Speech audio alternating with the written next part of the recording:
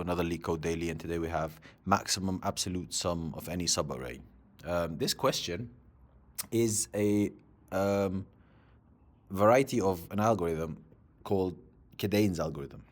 If you don't know the algorithm, then GG's, honestly, you're not going to be able to solve the question. It's one of these questions where you have to know the algorithm to be able to solve it.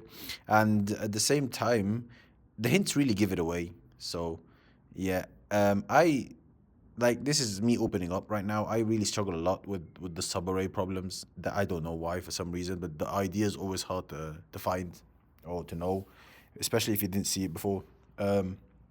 But it says you're giving an integer array nums, and the absolute sum of a subarray is like obviously the sum and then absolute the value.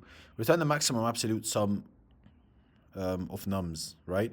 So basically, what's an absolute sum, right? Absolute sum is either a number that's negative, that's really big but in negative wise, and then you absolute it so it's a positive, or a big maximum number that's already positive, right?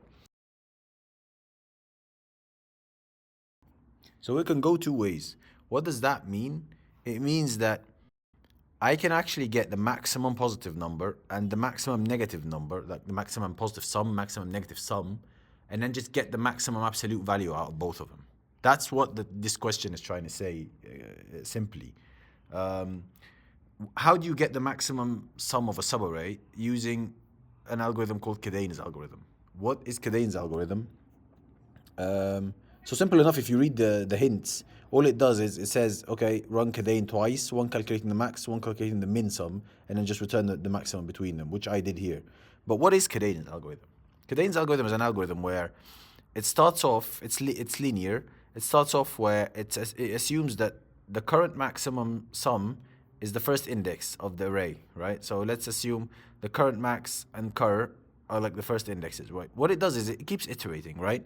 And then it on every new number it finds, it asks itself, cur, should I increment that current new number to my current existing current sum or not? Sometimes it goes below zero or it's negative. This happens in case of negative values, right? Where it's just gonna go under zero sometimes. So sometimes this gets you a less number than the actual number we have right now. So basically, for example, 1 and -3, right? So let's run it. 1 and -3, right? That's -2, right? So it gives us a -2. -2, which is bigger, -2 or -3? Here's the -3, like this. So basically means is, should I keep the current sum rolling or should I start over from a new index, right? That's what it's trying to say when calculating the max. So the max between current plus nums of I means, should I keep this rolling? Should we keep this rolling or should we scrap this subarray and then start all over from here, for example? Right? That's what it tries to say. And then it always updates the current max it finds. The current max it finds between cur and the current max. So basically, if this subarray, if this subarray is like a value, it always keeps track of the max of the cur, right? And then the maximum one is the answer. So basically, in this case, it's 2 and 3. So basically, if you run this as an example, let's try run this, right? So it starts at 1, like 1 and -3. Is it going to take the -3 or is it going to take both? It's going to take both because -2 is greater than -3, which is the sum of between these. And then it goes here again. So -2 plus 2 is 0, right? So is it going to take 0 or is it going to take 2? It's actually going to start from 2. And then 2 plus 3 is going to take, obviously, the 3 because it's a positive number. And then all this while maintaining the current max, right? So this is for the maximum part. The negative part is literally the opposite. Literally the opposite.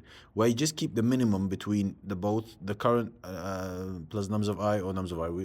Okay, so we need to make sure it's actually negative. If not negative, like it's a low number. If one of these indexes actually, it asks itself the question, should I take this index or should I keep the array rolling, the subarray rolling, as it gives us a less number, right? Basically. So it's basically just the opposite of the max. And then we return the absolute of the current max and the absolute of the current min. And this is like a linear solution, obviously 2 times, which is like the concept, so we don't care about it. Yeah, so that's been it, guys. Thank you for watching. See you next.